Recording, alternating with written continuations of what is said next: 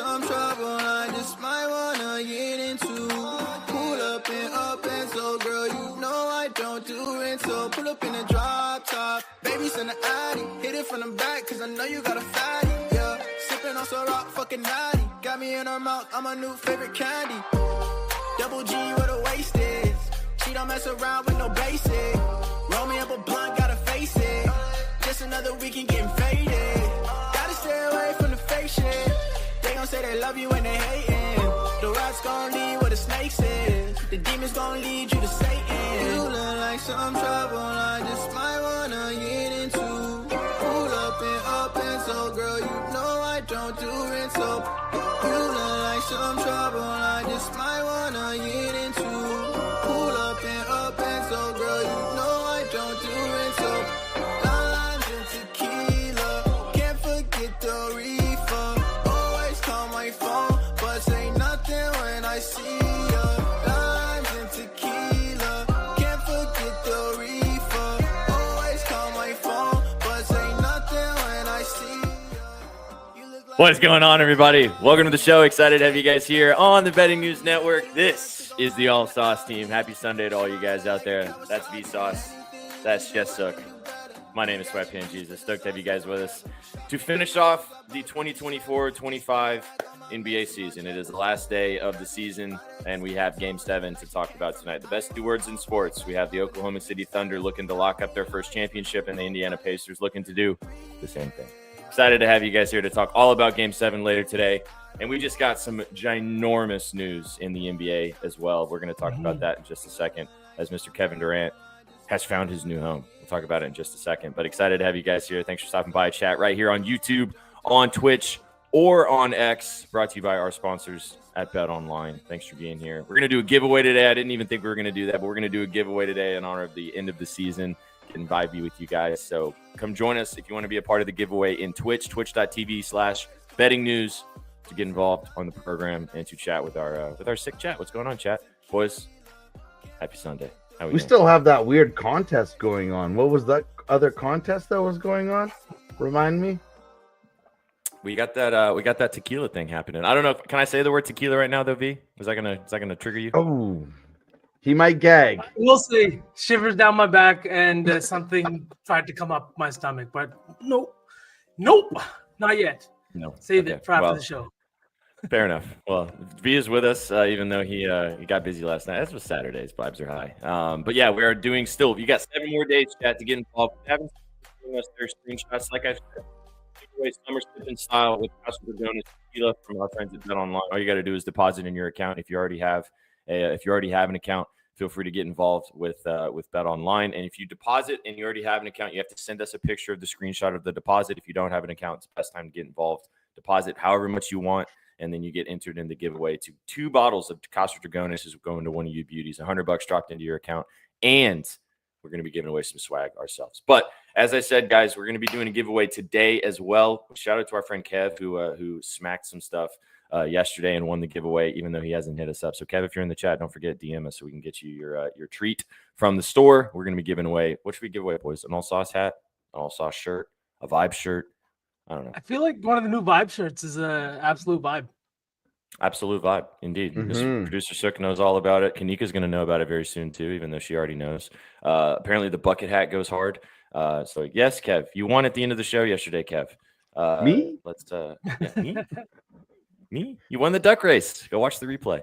So shoot us a DM and we'll get you sorted out. And then at the end of the show today, we'll run the duckies. Because Sook can't be too happy today. We got to bring him back down a peg and make him run the ducks.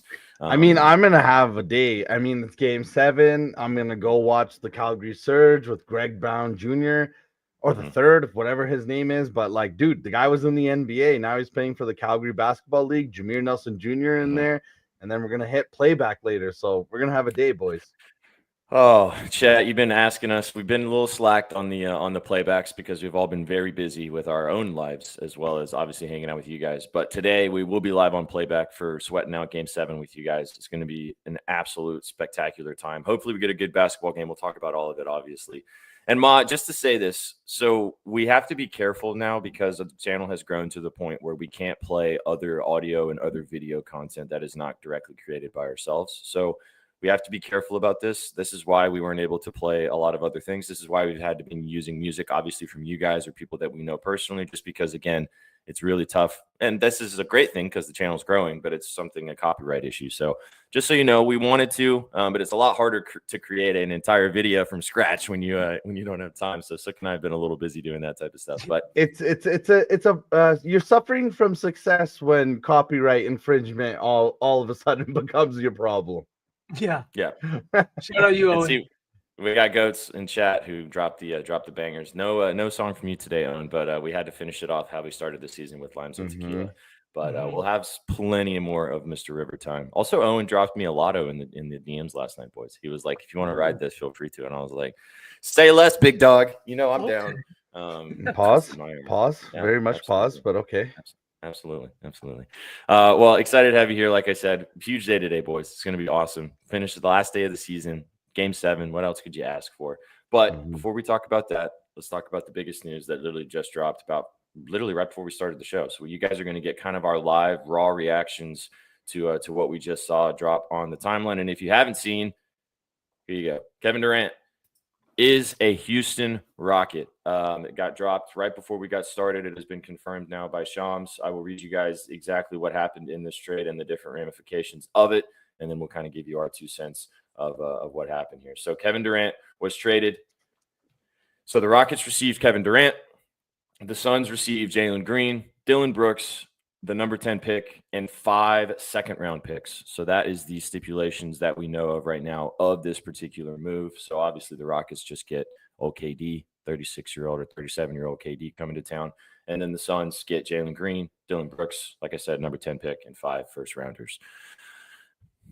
What do we think, boys? I think the Rockets look fantastic, and I love this for them, but I'm really concerned with what the Suns' direction is now. Like, you just took a KD out of your offense and you added a guy like Jalen Green who doesn't defend. He hasn't really kind of come into his own. He's not even scoring 25 points per game yet. So I'm just intrigued as to what direction the Suns are now headed in.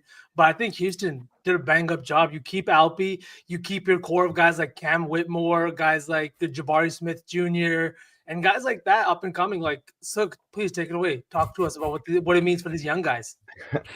I think one of the dope things is that with the Rockets, what we'll see is that all of Dillon Brooks's minutes will go to KD. That's about 35, 36 minutes per game. He was playing heavy. We saw them kind of rely on him for offense, which is kind of a troubling thing if you're an elite team trying to contend. If Dillon Brooks is your second or third option scoring, it's not ideal and probably not a way to contend. So now you replace his 16, 17 points with 27 from Durant, slides right in there. And then also with Jalen Green going, that vacuum actually creates more minutes for Reed Shepherd, who was the 3rd overall pick.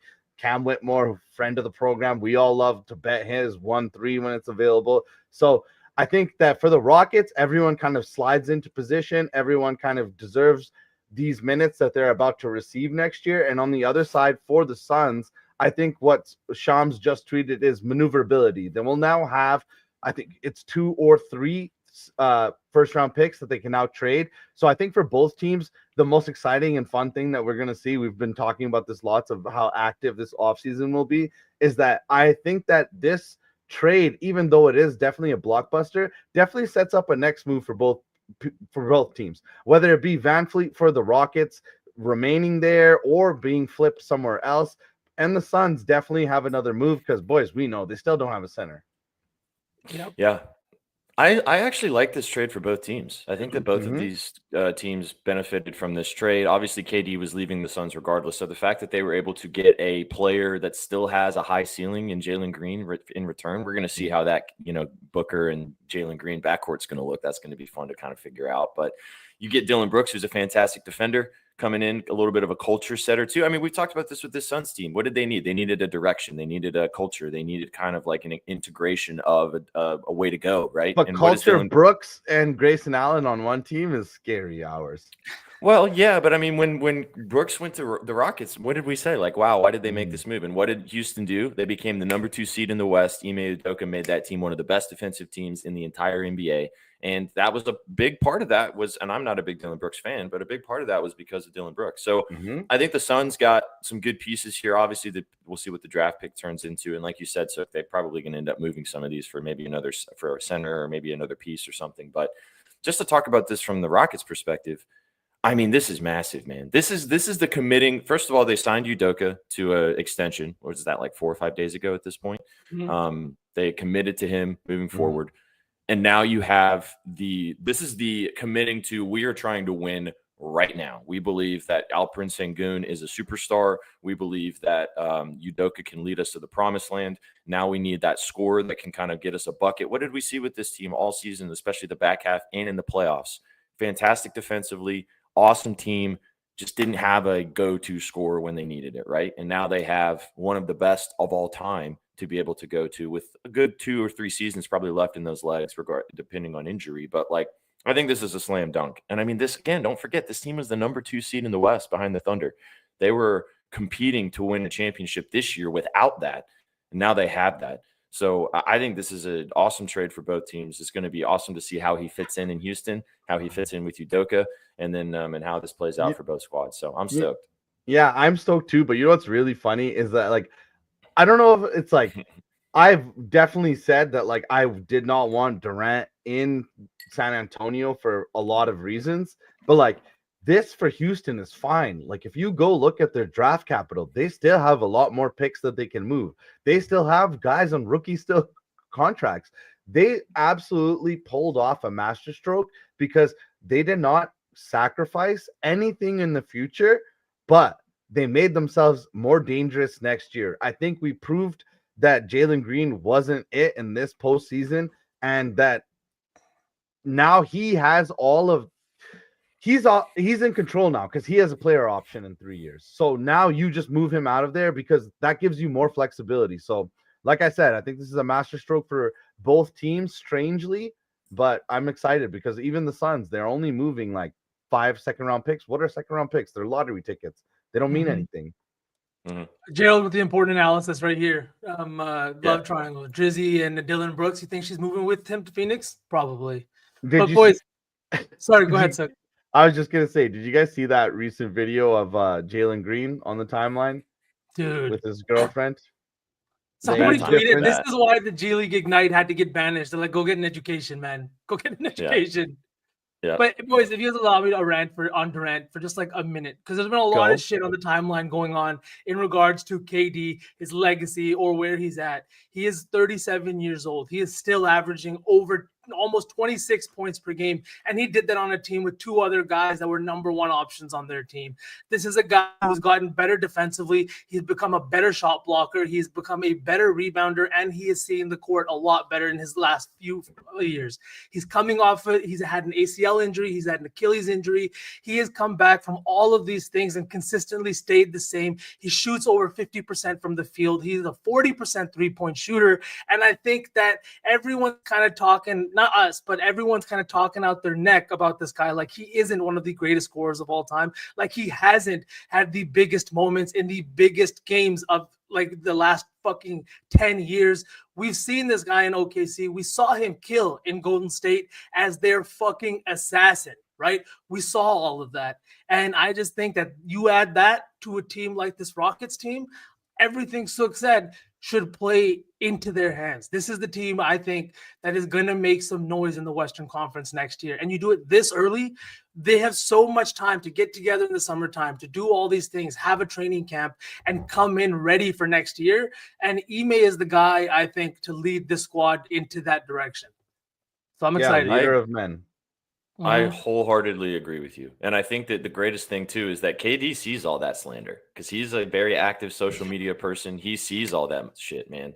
And a pissed off KD coming into a new situation, regardless of how this is not the Rockets didn't make this move because they give a shit about 2 years down the road. They want to win this season or going into next year. They want to win a championship next year. They want to be in the forefront of that conversation. They don't care what happens in 2 years with KD. Maybe the locker room falls apart then. Sure, who gives a shit? You've got a bunch of other young players on this team. You got Jabari Smith, you got Tari Eason. You can ride with those guys at that point. This is a rental to win a championship in the next 2 seasons, and they have the pieces to do that. Udoka is also a petty motherfucker, and you know that he's going to get in KD's ear and be like, all these guys are doubting you, man. Mm-hmm. They're doubting you, but you got everything you need right here, and we're going to go and win a championship. And I mean, that's what they need. Mm-hmm. I'm going to say right now that Rockets Warriors series next year is going to fucking hit, boys. It's going to fucking hit. And I will say that, like I said, they did not sacrifice anything. If you accept Freddie's player option, which they extended, so this organization definitely has already set up that they know how to deal with players, because if a player literally goes, hey, I'll extend my deadline for 2 months, it means, hey, you've treated me right, so I want to treat you right. They can accept Freddie's contract, play it out with Durant next year, boys, and then they will still have $90 million come off the books for the 2026 free agency. Like, this is an elite move, a big brain move, a move that we can't understand at a full level, because the complications will be felt out for the next few years, not just next year, next offseason. This is like a masterstroke. You think this gives some other teams a kick in the ass, like in the Western Conference, especially? Like, the Nuggets got to make a move, right? The Nuggets got to do something. I'm begging the Nuggets. We've talked about this leading up to this trade, and we said this going into the offseason, even though today's the last day of the regular season, and we're going to spend the rest of the show giving the flowers to the 2 teams in the NBA Finals right now. But this was the first domino. This was going to set off everything for the rest of this offseason, because we were just waiting to see where he was going to land, and then that was going to determine what all these other teams were going to do. And it's a great point that you mentioned, because shout out to KD, man, for not dodging the smoke and jumping over to the Eastern Conference. He said, no, I'm staying in the West, and I'm going to own you fuckers. And he's like, he got to stay he got to go to Texas, which is what he wanted, got to go to Houston. And one of the best unknown, like, up-and-coming teams that no one really talks about. Again, they were the number 2 seed. They had one of the best defensive ratings of all time defensively this season. So they were a great team that needed a bona fide superstar scorer, and they got just that. So it's kick-ass to see. I think it's going to be really fun to sweat out next season. We'll have plenty of time in the offseason to talk about this more and more as this lineup's going to fall into place. I'll go after Shags for a second. No, yeah. Shags, because if you were paying attention as a National Basketball Association fan, you saw what happened in the dead of winter with this Pacer basketball team. I know a lot of casuals were deer in the headlights as the postseason hit, but if you were locked the fuck in, there was a lot of exciting teams that shocked everyone, like the Rockets as well. We got to lump them in too, boys. Like, I don't think anyone that's an actual honest pundit can be like, yo, I saw this team as a second seed in the West. We definitely loved them, but that high is crazy. I love that. And before we get into the Pacers thing, I have one question about this Rockets trade before we move on. I know we have all season to talk about, and it's probably way too early to decide, but who's entering the starting lineup? Like, we know KD, we know Freddie, and we know Alpi is going to be out there, right? Those 3 are for sure. Is it Cam Whitmore? Reed Shepherd now becoming the 6th or 7th man off the bench? What's going on in that starting lineup? Do you just start a starting lineup of Jabari Smith and Amen Thompson and just fuck shooting? There you go. Yeah. That's why you bring in KD. That's why you have Freddie. I mean, when they had Jabari Smith and they ran that triple big lineup with Steven Adams, they got Steven Adams too, man. Like, you got Steven Adams out there too. Like, they're going to be a big, long defensive team that now has a guy who can score you a 30-piece when you need it. And that is going to be a huge problem for the rest of the Western Conference and the NBA, because they have so much size and they have so much versatility. We have seen, and again, I forgot about Amen Thompson. Like, this guy is still on the precipice of reaching another level that we haven't seen yet.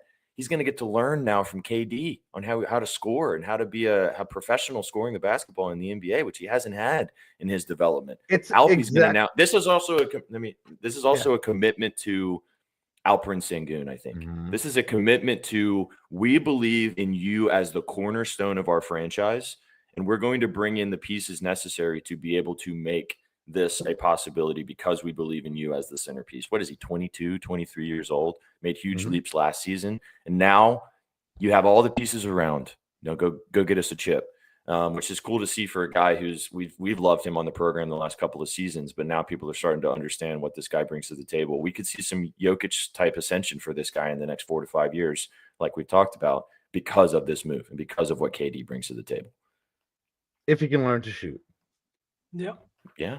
Sure. That's the big problem with Alpi, is that he's one of the most horrendous high usage shooters in all of the association. But like you said, like, it's super dope to see, and it's what I complained about with the Pelicans coming into last offseason. You have Herb Jones, you have Trey Murphy, you have Zion, you have a logjam, you have too many guys, you only have so many minutes and one basketball. The Rockets making this move acknowledges the fact of, hey, like you said, SPJ, now you have someone that can get you a 30-piece in the postseason when you need to throw him the ball. They wanted that out of Jalen.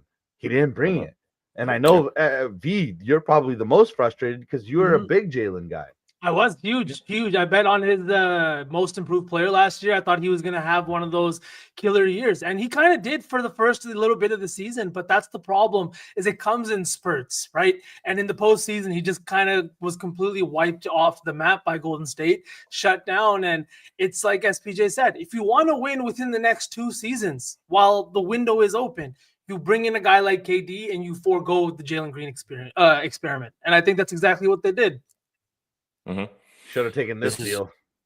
I mean, that's crazy. That's a wild deal. Why wouldn't you take that? Jovic is gonna be I think special. this might have come down to the fact that KD said no. He probably said, I want to go to Houston instead. He might have said, I don't want this trade. Because at the end of the day, with superstar players, they do get a chance to say something about it, but I don't know. Maybe it's he doesn't have a no trade clause. Sure. All right. The last thing on this, and then we're going to spend the rest of the show, chat, talking all about NBA Finals Game 7. And we've all talked about how much we want that to be the focus of this point, but this is a massive trade, so we had to discuss it a little bit to start off the show. But I will say I'm really glad that they dropped this news now, and they didn't do some bullshit and drop it like an hour before the tip-off of Game 7 or like on the fucking court or something. Like, I'm really appreciative of the fact that they dropped it now. We can all react to it, and then we can focus the rest of our energy on Game 7 where it should be as an NBA fan. So KD's a Rocket. We'll have plenty more chances. We'll probably talk about it on Wednesday, or we'll talk about more of what it means for the lineups and the Western Conference. And we'll see obviously who's going to be the champion after what we see tonight. But yeah, KD's a Rocket. So KD's a Rocket, man. All right, boys, let's talk about Game 7. Obviously, so Chad, I don't think that we obviously have known Sook now. I've known Sook now for 2 years. B's known him for a really long time. The last text that he's been sending me the last 12 hours has probably been the most giddy excitement I've seen from this man in quite a long time. On par with the excitement he felt when the Oilers lost in Game 6 or Game 5. Oh, Connor McDavid. Who? On par with the wedding images we got as well. It was on the same level. But here we go, man. Game 7. These are the odds you guys are seeing live right now. These lines have moved quite a bit over the last. We've had to remake this graphic like 4 times because they have shifted around since Game 6. Now the Pacers are 7-point dogs here in Oklahoma City. The over-under is at 215. It's the lowest total we've had in all of the. Was the total in Game 6 lower than this? I think it was still higher than this one. I think this is the lowest. I think this is the lowest total we've had of the entire playoffs, or excuse me, of the entire finals. Game 7, boys. We're going to talk about kind of the angles from this game perspective. Sook wrote an awesome piece about this game at bettingnews.com. You guys can go read the scribbles. You get kind of some insights of some previous Game 7s. Go check that out when you're kind of labbing this a little bit later after the show. But what's just preliminarily going into this game? Sook, I'll let you lead us off since you wrote about it. I know you got thoughts too, V. What's your kind of just takeaway of what we're going to look at tonight, and what's going to be the things that are going to stand out the most going into this game? My heart says the Thunder. No, my head says the Thunder. My heart says the Pacers. But either way, my crotch is going to be wet. I feel like we're in for one of the best basketball games ever, because everyone knows that Game 7 is different. We've only gotten 4 other Game 7s in this millennium, boys. In the last 25 years, this will be our 5th Game 7 in the National Basketball Association. It's going to be intense. Both teams know that they grew up dreaming about this. Chet literally said in the pregame, like the press, that like you watch TV and you run out into the backyard and you go 3, 2, 1 at the buzzer. So I think 24 men are about to realize their dreams today in a game 7 in the NBA. So I'm completely over the moon, and I think we're going to get a close one. I think we're going to have a game up until the fourth quarter for sure. I hope so. Yeah, I really agree. I think that this Pacers team is coming out to play. And I saw this interesting tweet on the timeline. I can't find it right now. I wanted to reference them, but I'll retweet it once I find it again. The Pacers haven't played any zone in this series. And that's something that we saw Oklahoma City really struggle against throughout the regular season, right? Mainly being because they're not a good perimeter shooting team. If you look at their stats, they are on par with, like, they would be right now where they stand in the postseason, the worst regular season 3-point shooting team in terms of percentages, in terms of all that stuff, especially in the fourth quarter. It's been really tough for them on the perimeter. And I think that maybe Rick Carlisle was saving that for game 7. I'm not sure.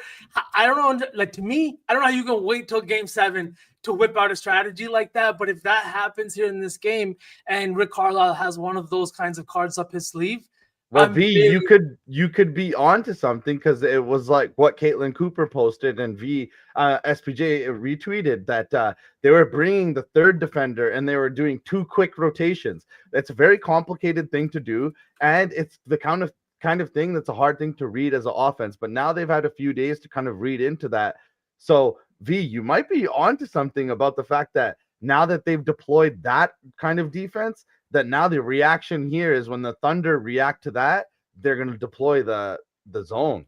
That's very astute, my guy.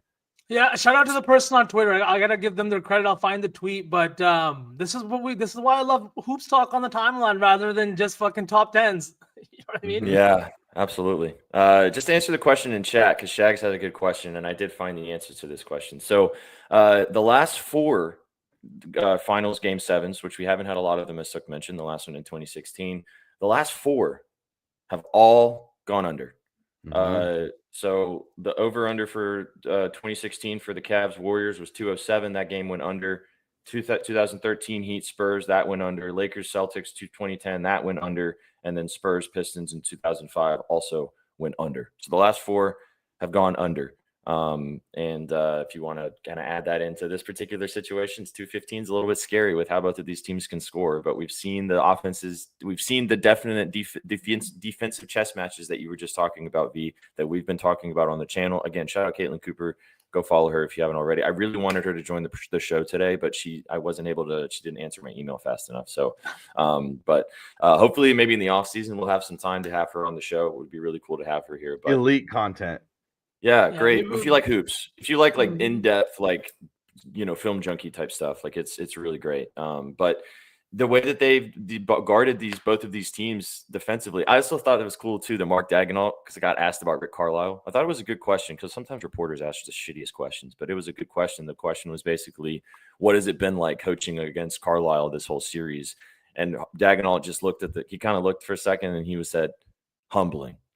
Which I thought was a really good answer, because that goes to show you how much respect he has for what he's been dealing with this whole series. And we've seen it, like you were just talking about, with the defensive adjustments, with the tinkering, the small detail changes that make you see ghosts a little bit defensively. Shea said it too in his press conference after game 6. He said they were doing stuff defensively that we haven't seen, and it was really throwing us off.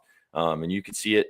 And we're going to see how that or even against the Knicks when they inverted the floor and they had Siakam and Turner in the corners, and they were forcing Mitchell and Cat to make all these defensive decisions. And it's like, how the fuck are you guys so good at just randomly doing something for like 3 games and then moving on from it? Like, what goes on in the Pacers practices, and how much discipline and culture is going on? Like, we always talk about shit like Heat culture. Fucking yes sir culture, dude. It's absolutely been insane. He has these guys like running like a well-oiled machine, you know what I mean? To just like, I have no idea what it is, but I think it also really helps having a floor general like Halliburton that is as smart as he is, that sees the game the way that he does, and having a guy that can mimic your brain as a coach on the floor with the players. And I think that's huge. And honestly, sometimes we forget this. Halliburton's only 23 years old. It's only going to get better. He's only going to get smarter, and his voice is only going to get louder. 25. Sorry. but very, very young player. And I think it's going to be a lot of fun. It's not often that you see a guy like a coach's brain on the floor like that in that same capacity. Whereas, like, not everybody is on that same, especially when it's the point guard. There's not a lot of point guards like Halliburton in the league anymore. And it's just been, I think that's also why we're seeing Carlisle able to execute his game plan as much as he would like. Otherwise, other teams are just sometimes letting their guys play. Mm-hmm. Well, we talked about it on the show before previously, and we've been giving Carlisle a lot of the flowers for the defensive adjustments. But you said it first, V, and this is a great point. And if you watch more and more tape on this team and talk about kind of how they play defense and stuff, I mean, Jenny Busek is the main reason for that. Like her defensive assistant coaching capabilities on this team, and also shout out to her, man. The only female assistant head coach in the NBA, and she's obviously one win away from the Pacers possibly lifting Larry O'Brien, which is incredible to see, especially in the current world we live in right now. So just to swing and talk a little bit about the Thunder side of things. Gerald made this comment a little bit earlier, and I think it is a really good point. Thunder still the favorites here at home, and their home record versus their away record this season and in the playoffs has been astounding. Like they've been a really, really, really good home team, and they get a chance to cap it off and win the championship in their arena. But it's weird though, because of how Game 6 went. The pressure does kind of feel like it's on OKC. Like I don't feel like that the Pacers really they don't have anything to lose here. So they can just go in and play kind of free and try to be the upset, kind of knock off Goliath necessarily. But it feels like to me that the Thunder have a little bit more, and we're going to see if that plays itself out in this game. Because you can say that you're going into it and you're comfortable because you've won all these games in this situation, right? And that's fair enough. But when they said all the right things last game, when it gets down to the nitty gritty, when you're getting pressed by this Pacers team, when TJ McConnell's in your fucking throat, what are you gonna? Is it going to start to creep in a little bit? Is it going to start to go, shit, and that little bit of doubt is all it takes to win or lose one, because it's one game to win you the whole thing. And anything can happen in one game. I mean, you guys tweeted it on the timeline. There's going to be some random role player that's going to drop 25 for no reason. And that could be the win. That could be the winning factor in this game. We've seen it this series. We've seen it in play in the NBA game finals before, or game 7s before. Maybe that's what we see in this one. So it's going to be wild to see kind of the dichotomy of both of these teams kind of breaking down the pressure and how that changes things. And if one team takes it better than the other, or if they just both go haymakers at each other, which we've seen in the series too. So I'm excited, man. It's going to be awesome.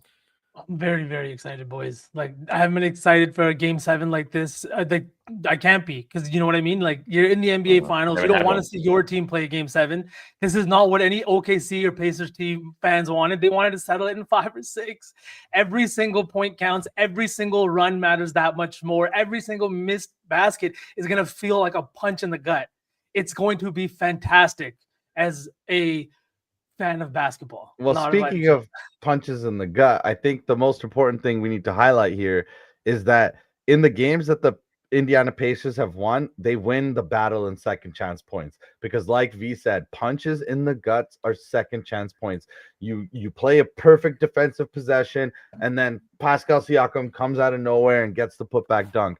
So if you do like the boys in blue and gold, boys, I do think that in wins this year, Pascal Siakam and Miles Turner and Mathurin are the leading second chance point scorers for the Pacers. So anybody that's out there building parlays with the intention that the Pacers are getting a win, I think those three are very, very key to them scoring, and also toss in Nesmith. But I do think that if they win, we're going to see big games out of those guys, because SPJ, V, second chance points, rebounding, that's the Achilles heel of that Thunder team. Yeah, absolutely. We've seen them struggle on the glass, and even with Hartenstein out there or coming off of the bench, it's been a place where I think they could do a lot better, and they leave something to be desired, especially on the offensive glass at times. And I think that that's a spot where, if you're a Pacers team, those are both like very energy shifting kind of buckets. Even when you get those rebounds and you miss the shot that follows, those offensive rebounds alone can be very deflating for a team. And I think those are the kind of things that they're going to have to do today if they want to go home with the win. From a betting perspective, I'll kick us off. And I thought I tweeted this on the timeline, so apologies that I did not. But I texted these guys that I was betting it. I took this when the line dropped after Game 6. I'm on the Pacers here, plus 8.5. Too many points. It's already moved to 7. I still like the 7 if you want to go that direction. I think this game is going to be close. And we've said this so many times, it kind of sounds like a broken record. If you like the Thunder, just take them by like 10 or 15. Because if they're going to cover, they're probably going to win this game by 10 plus. Mhm. If you like the Pacers, take the points, obviously, and sprinkle the money line.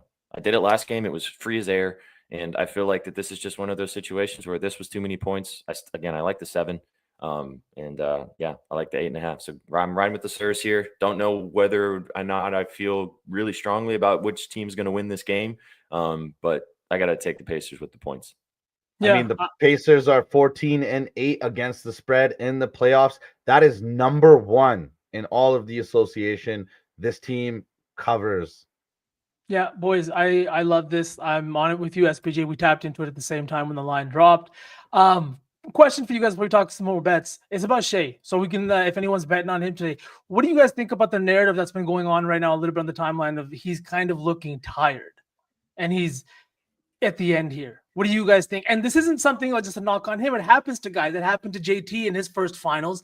We've seen it happen to multiple guys who haven't played this far into the playoffs or the postseason. Mm-hmm. Is that something we're seeing here with Shea? Is that why his defense has kind of regressed so much in the finals? Like, I'm not saying he was an elite defender, but he wasn't the pylon that he's looking like right now.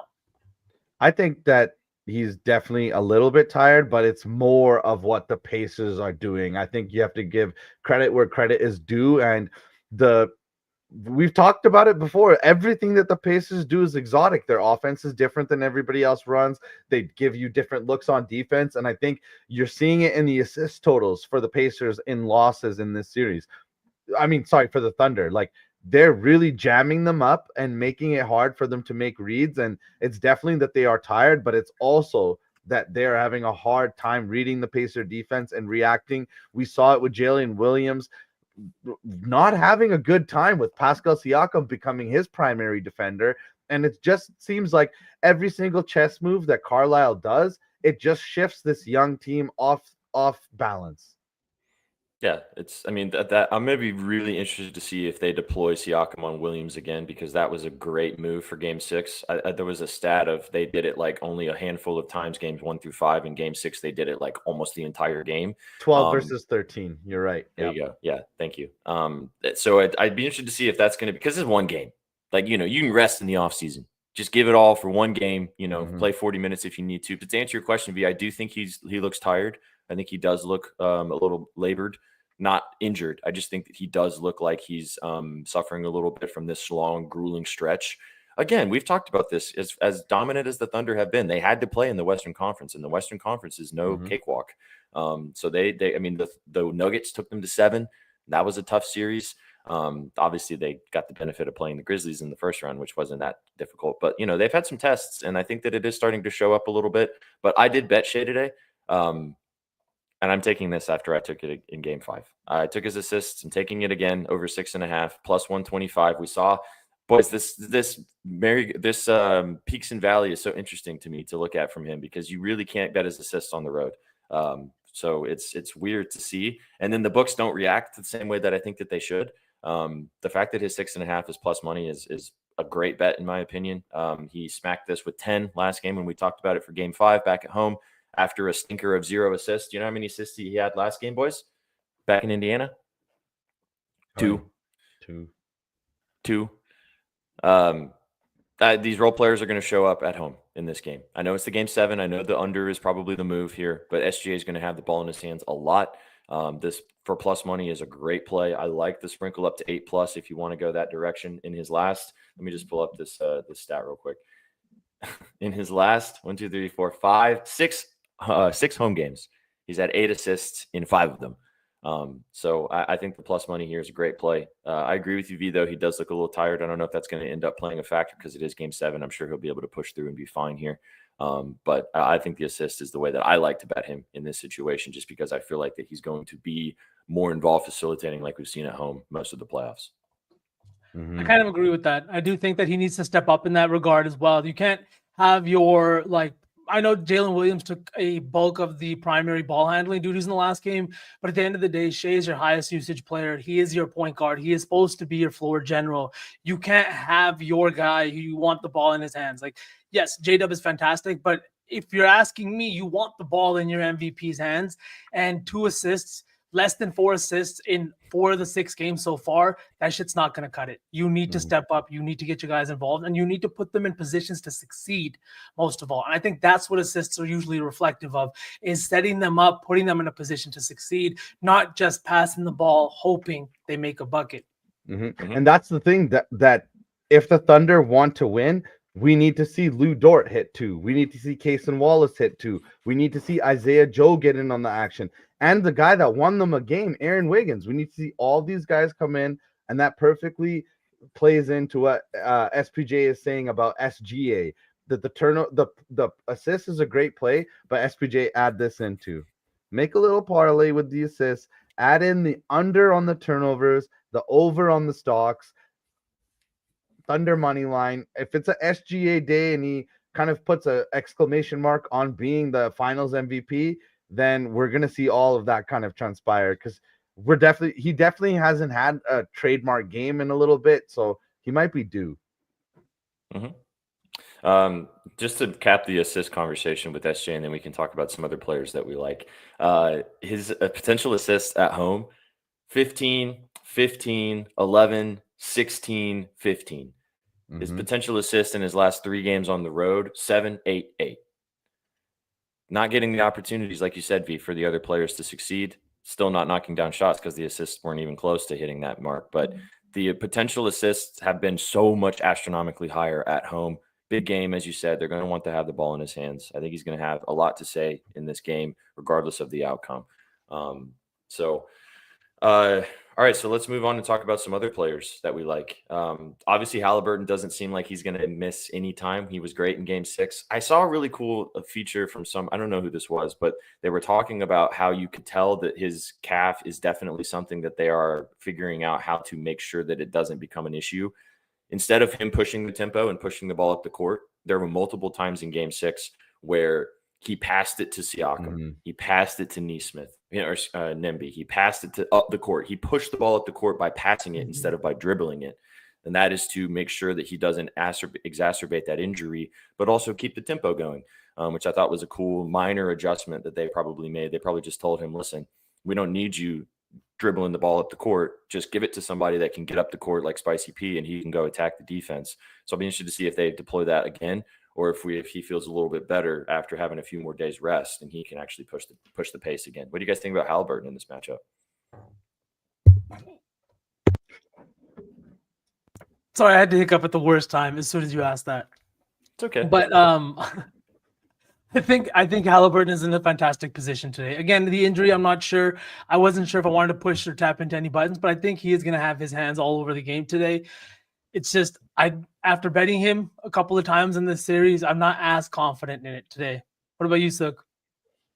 Yeah, I think Hallie is definitely a fine bet, but like SPJ is saying, this is kind of a team that can scheme a lot of different ways, whether that's with other guys leading the charge, initiating the offense. So I am always skeptical about betting anybody on the Pacers side. Like, we like doing Pascal and we like doing Nesmith PR, but like a guy like Obi, like people are saying in chat, I'm always scared of betting Obi. We saw one great game out of him, then we saw him go somewhere else. It's just to bring Obi up again. It's like what Obi said. That's next guy up. Hey, if you hit a shot, you could take the next shot. But it always changes every game for this team. So with player props, I always get scared. But I did take a player prop on that side. With that being said, I took Miles Turner over 12.5 points. I know Hallie's probably a good bet, but I just went with someone else. I went with Turner because he's hit this line every time on the road in Paycom Center. And I just think that they really need him. He's very crucial to their offense. And like I said, my heart leans Pacers. And Miles Turner might be the heart of the Pacers. Longest tenured Pacer, been there a decade. Fantastic 7-footer and 12.5 points on the road. He's been hitting this so consistently that this is like my favorite bet on the whole night. I love that, Sid. I love that. I think he's going to have to step up. He's been great on the defensive side, like we've talked about. 12.5 points feels like a pretty big overcorrection. And that's the thing too, is I'm not saying that like Hallie anything is a bad bet or SGA anything is a bad bet. I'm just bringing to you the thing that I think is being undervalued. 12.5 points for the starting center, and it's like we all kind of lean Pacers for no reason. And if it's like, I think win or lose, I think we see 13, 14 points from him, especially coming off such a bad game and how serious he takes his job and how much he loves being a professional basketball player. I checked into all of his stats. There's like only one time all season where he had a single digit scoring output and did not bounce back with at least 12 or 13 points next game. So I might get hooked, but I still love the play. Yeah, I mean, you're muted. Ghosts are muted. Ghosts are very muted. Damn it! I was saying, speaking of bounce back, Soak, thank you for that softball. Because I am going back to somebody that I think is going to bounce back, if you want to say. He didn't play full minutes last game, but Pascal Siakam, over 20 and a half points.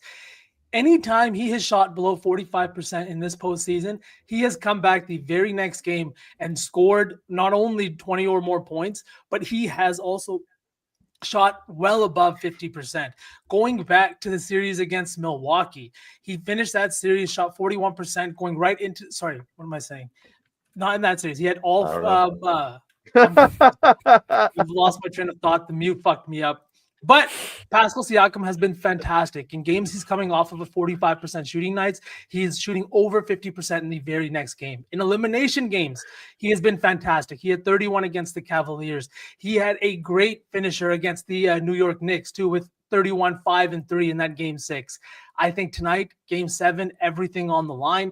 This is a spot where Spicy P is going to be your best player and hopefully lifting the Finals MVP trophy. The Thundertaker. Oh my God! Did you, Vsauce, you little slut? Did you tap in on the plus 145 Siakam play? The plus 145. I haven't yet. No. The 2 threes. I have half a unit on it. I did put it in my article. Sometimes when you scroll down through my articles, I do put one play that I like randomly put in, a little bonus for peeping the scribs. And I put half unit on Siakam 2 threes. We're seeing him shoot above 40%, the best he's ever shot the basketball. And really, when he catches that ball, he's not hesitating at all anymore. And he's only going to hit 2 or 3, so it's going to be an absolute sweat. But I do have half a unit on Pascal for 2. Love it. Fuck yeah. Love it. I like Spicy P2 in this game. I mean, he's gotten them here. I think if he has another big game and they end up winning the championship, that he will be the MVP, in my opinion. And I think he should be, based on what he's done in the Eastern Conference Finals, and now based on what he has done in the NBA Finals. He would be the reason why they would be the ones that lift Larry later tonight. If he has another 25 or maybe even a 30 piece or something, and he is dominant and has, that type of game. And as we've talked about, which we'll have a lot of time, if that does end up happening, we got to move him into a separate conversation about Spicy P.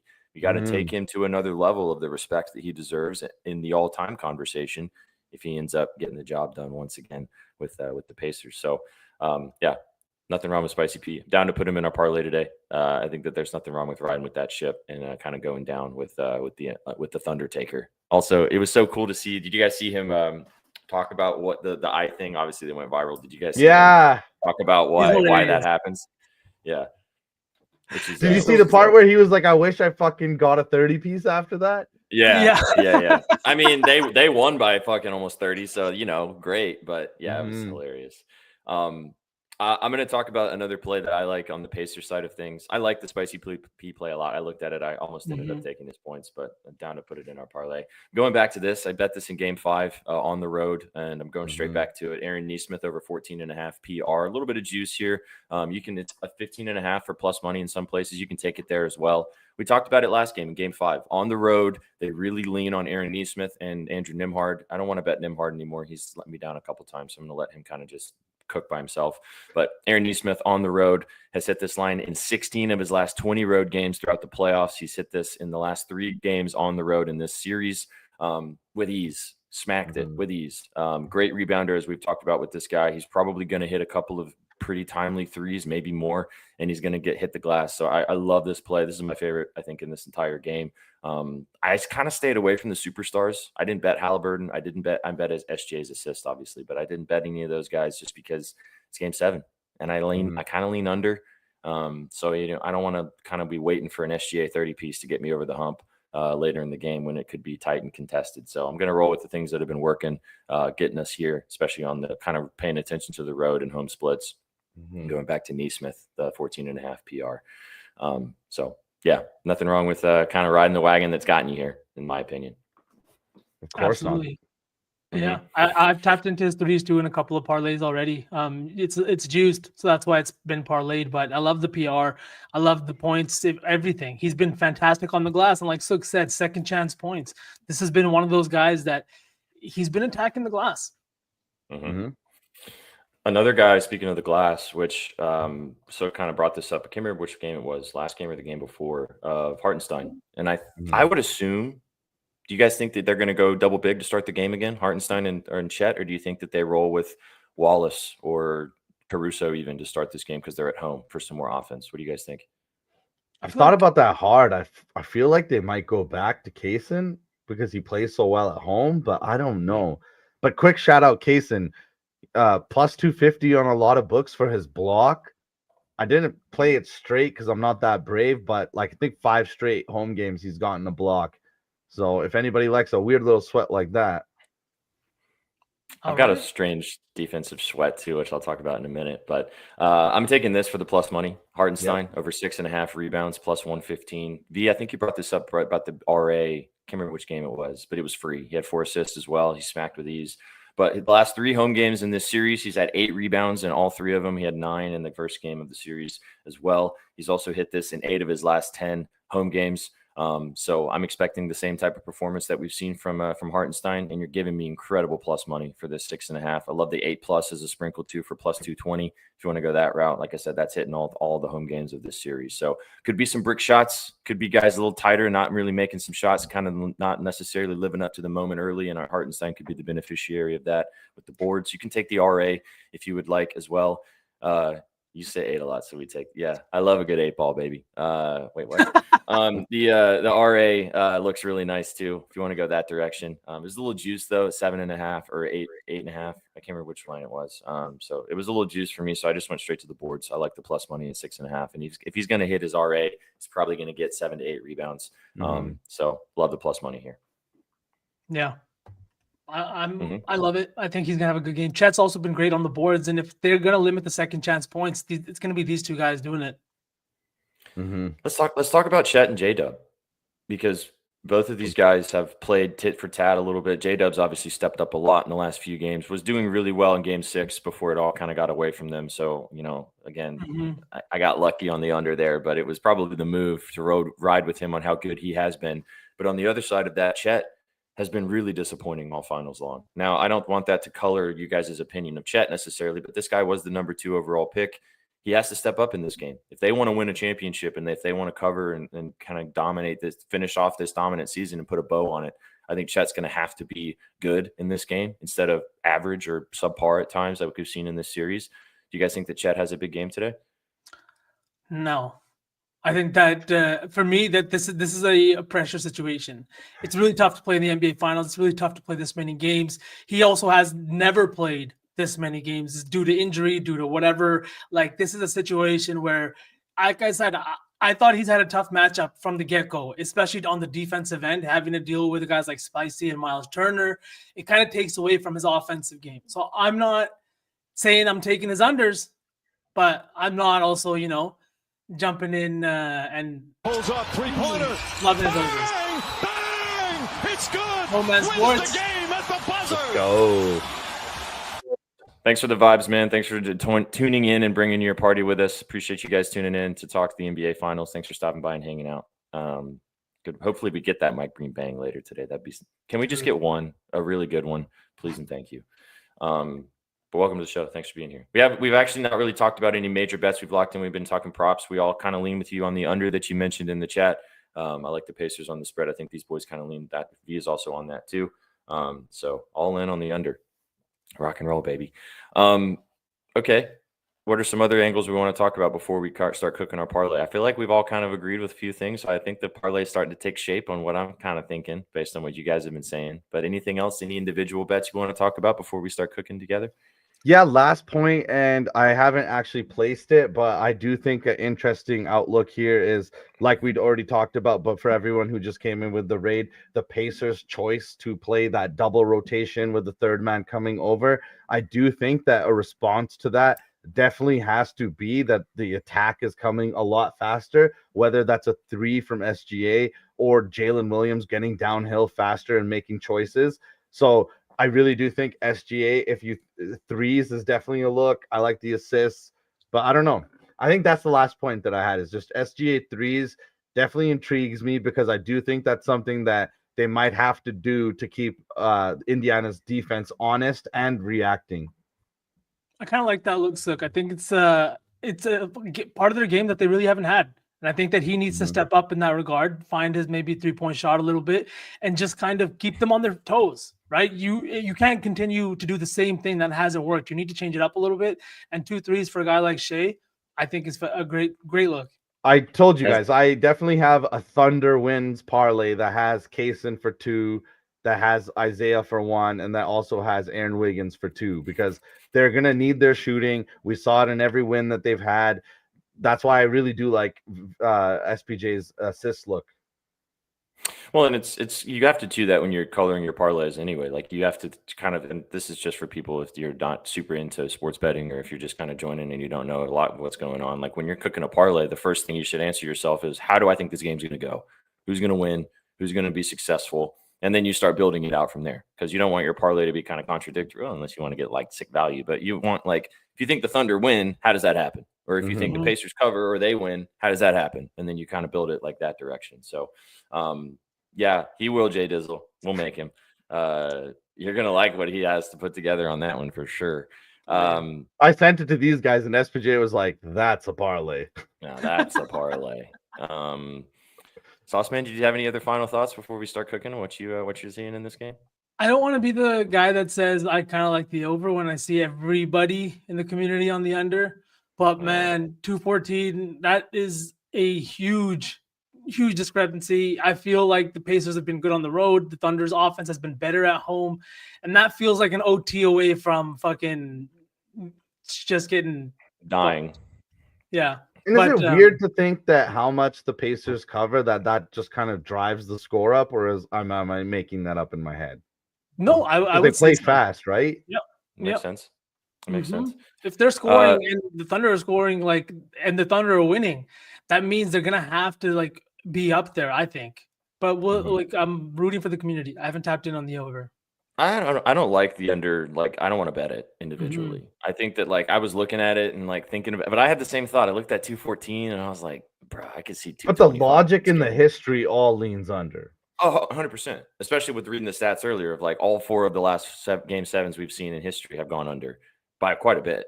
And so I could very much so see the same thing. But I feel like I kind of lean in that direction as well. You have to have, because we're all degens here. We have multiple parlays in this game for sure.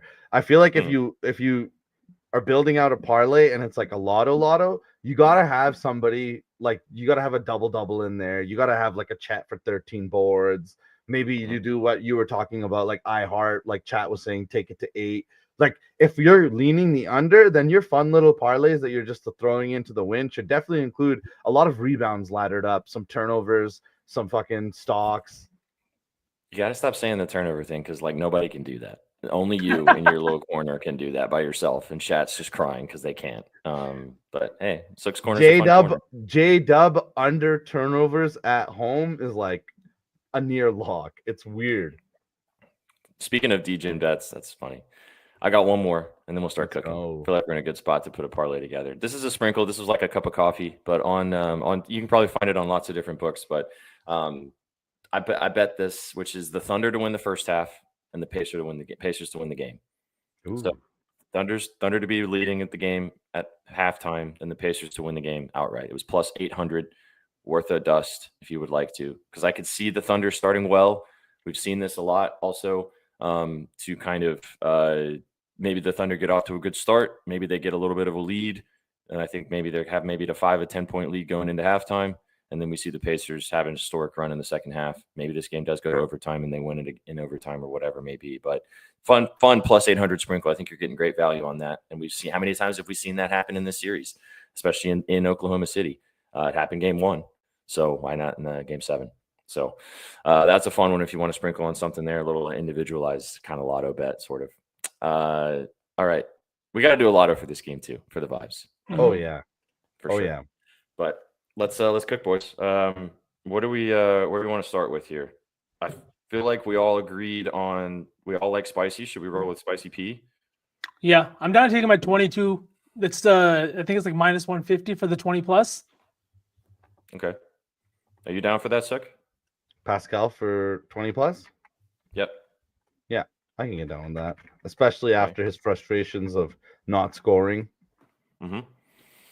I really like Neesmith PR or Hartenstein art rebounds. We don't have to do both, but I like both of those plays quite a bit. Which one do you guys like better? Neesmith. Neesmith? He's so good on the road. Mm-hmm. Okay.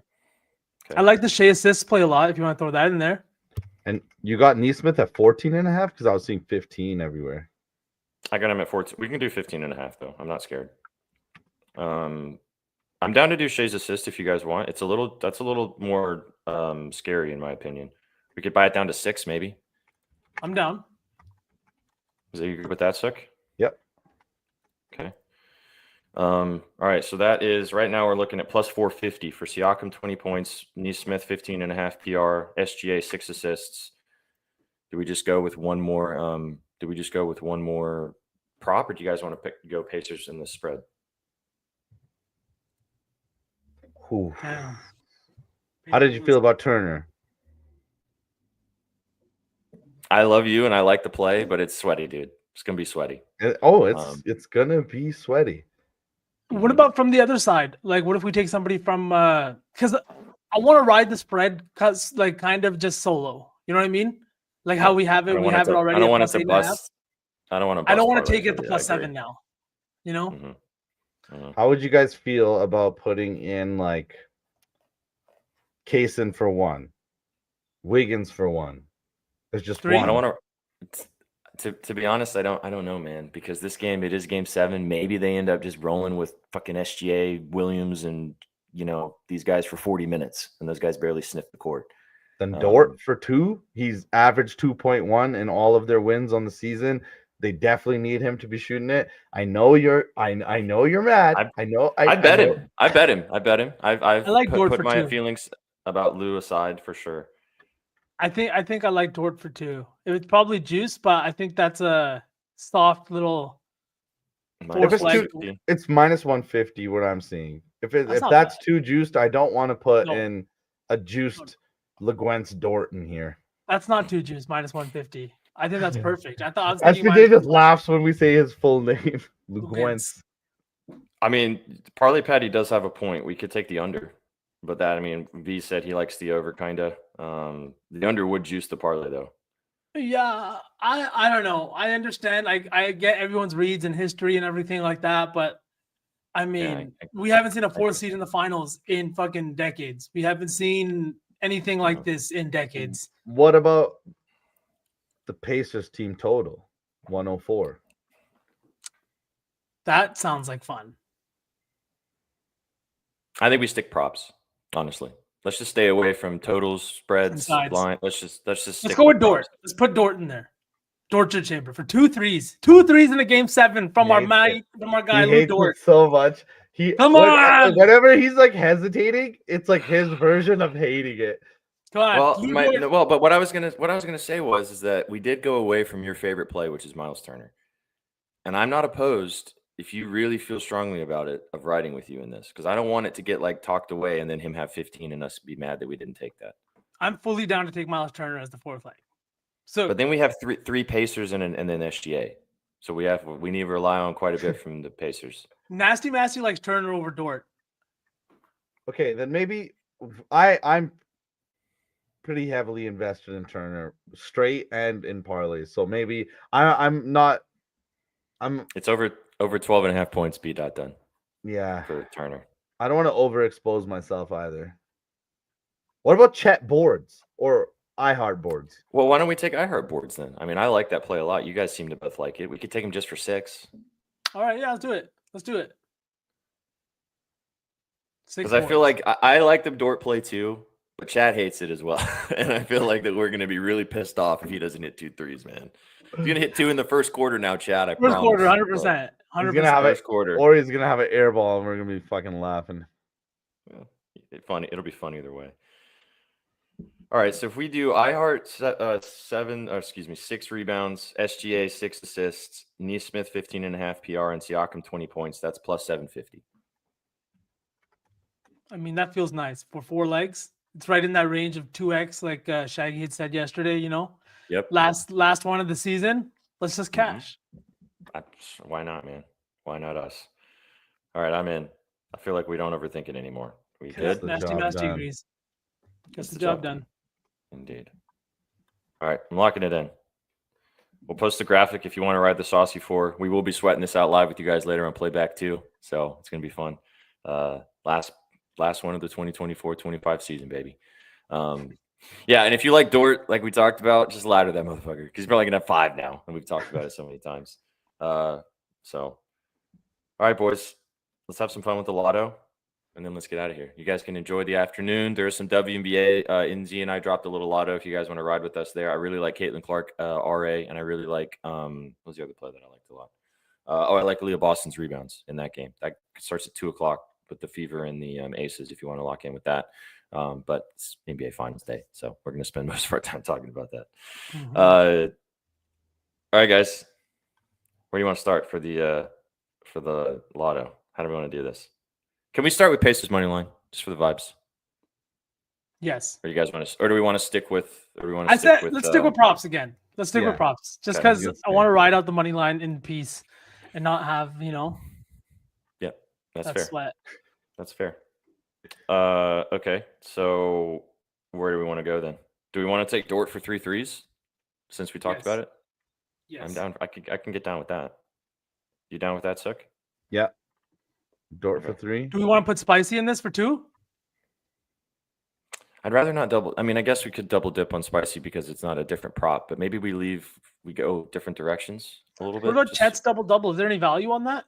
I was gonna say if we're gonna do Dort for 3, we might as well do Shea for a double. I like Shea for a double. I'd be down to just take Shea's assist to 8. I know that's double dipping what we just didn't want to talk about, but his 8 hits at home so often, and it's nice plus money. Let's take the 8. Ooh, this could be sneaky too. Like I was saying, someone getting a lot of boards. He had he had like 13 rebounds last game and didn't hit his points. Should we take that and then add Shea's 8 assists? Sure. Let me just build this out here. So 3 from Dort. We got to do something with TJ too. We didn't even talk about McConnell. He's going to do something weird in this game too, I bet. Do we ladder his PRA? I mean, I did that in that little one I posted earlier. I like that a lot. Smacked in both back-to-back games. I think he's going to have a bunch to say. Oh, that's just gross, Padge. Probably smacking, but that's also it'll be sweaty. Mm-hmm. Halliburton 2 steals was something I wanted to mention earlier as well. Halliburton, when he goes over his steals line, he has 2, or he has none. 2 is like almost plus 300. And we saw last game what happened. How many times did he kind of be the off-ball defender and like kind of picking off guys throwing passes and stuff? Mm-hmm. The 2 steals for Halliburton looked really enticing to me. All right, you said Spicy double, right? Hang on. Yep. Which is plus 295. That's sexy. Dort 3 threes. What was the other one? Oh, SGA assists. 8. Okay. One more. Talked about a lot of random things. What else do you guys like? Something McConnell? Something TJ? Jordan Naismith for 3 threes. Well, McConnell for 5 boards. Yeah. Or we just laddered the PRA like we had said initially. Yeah, I think I'd rather do it that way if we're going to do it. What do we have to take it to? 20. All right, let me just build it because we've talked about this with lottos before, chat, and you guys are learning this too. Like, make sure you try to build lottos on random books, all the different ones, because the discrepancy between them a lot of the times is pretty vast. So let me just kind of put it together on a couple different ones and see what our best value is here. Because I'm looking at one, it's those 4 legs is plus 4,900. Not bad. Not bad. Yeah, that does the job. We're not asking for anything to be like crazy either. Boys, I actually got to run. Yep. Yeah, okay. Oh, yeah, you need to leave. Yeah, I do need to go. I'm going to go watch a basketball game before Game 7. Shout out Greg Brown III. He'll be dunking and Jameer Nelson Jr. Going to watch the Calgary Surge. Yeah, go Calgary Surge. Let's go. Enjoy go. the game. We'll see you later for playback, dude. Or maybe, I don't know. Hopefully we see you later. Yeah, I don't know. You guys know me. I'm pretending like I'm 18 again these days. Absolutely. Later, homie. Bye-bye. Bye. And then there were two. All right, hang on a second. So we've got Dort 3 threes, Siakam double-double, SGA 8 assists. What was the fourth leg? Oh, McConnell PRA. McConnell, yeah. Mm-hmm. All right.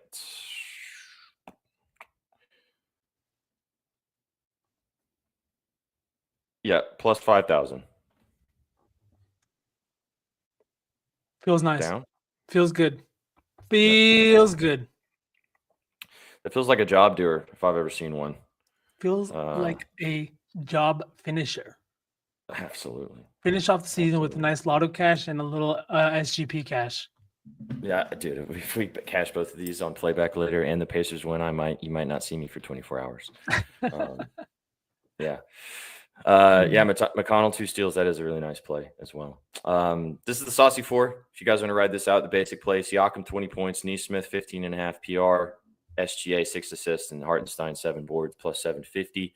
Myself and Sauce and myself, we're on the Pacers plus 8.5. I got this when the line dropped. If you want to rock and roll with the Pacers, feel free to do so and ride it out with us. I'm on Aaron Neesmith 14.5 PR and Isaiah Hartenstein over 6.5 rebounds, and I'm riding with SGA assists. Spicy P from Mr. Sauceman, the Turner from over 12.5 points from Sook. And obviously you guys heard us talk about a lot of other stuff, and then the parlay scrolling at the bottom of the screen. What a day, brother. It's going to be a great game tonight. Any final thoughts that you want to get to before we let these people go and enjoy the afternoon? Just have a nice little day. We got a few hours before game 7 here. Enjoy the Sunday, and then let's lock in, and I'll see you on playback. Hell yeah. Regardless, I think Sook is going to join us for sure, but regardless, V and I will be there with you guys to sweat out this game. Enjoy this game. It's going to be an awesome game tonight. Get some good food. Have a great afternoon. Sweat out some WNBA. Obviously, go check out bettingnews.com. There's a lot of baseball going on today too. Shaggy wrote about some stuff on the pitch. If you guys want to get involved with some stuff on the pitch for some afternoon sweats before the finals game tonight. All right, we'll entertain this, V, before we leave. If you had to choose right now, who's going to be your finals MVP? Pascal Siakam, man. Mr. Cameroon himself. The first Cameroonian finals MVP, I believe. So give me Spicy P. I feel like if the Pacers win, then Spicy P will be the finals MVP, and if the Thunder win, I think it will be SGA. Not J Dub? No, I'm just kidding. I don't want to trigger. Ma did send me a cute little ticket of not cute. That's a weird way to say that. He sent me a cheeky little ticket of McConnell finals MVP. So that's spicy. It was like plus 10,000. If he has another crazy game and they win the finals, I mean, you never know, man. Crazy world, lots of smells, man. Lots of smells. Indeed. Get after it, guys. We appreciate you guys tuning in today. Oh, we were gonna do a giveaway. I forgot. What we'll do the giveaway on playback. We'll do the giveaway on playback.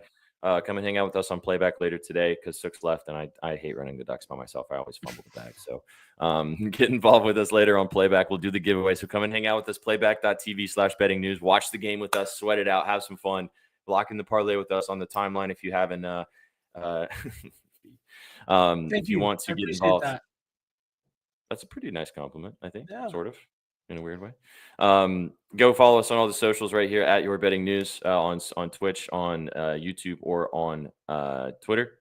Give us a follow over there as well. We're trying to grow the program and grow the socials. It's been a really great season.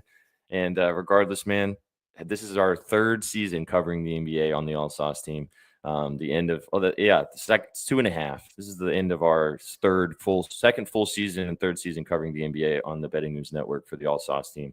We really appreciate you guys tuning in for the entire season. It's going to be a fantastic conclusion to it tonight. Appreciate you for us building this channel together and building this show. Chat, we appreciate you guys getting involved and following the NBA with us. We're excited for another off season, and then it's going to be great to get back into it next year. But let's have a fantastic conclusion tonight and send it off to the sun, baby.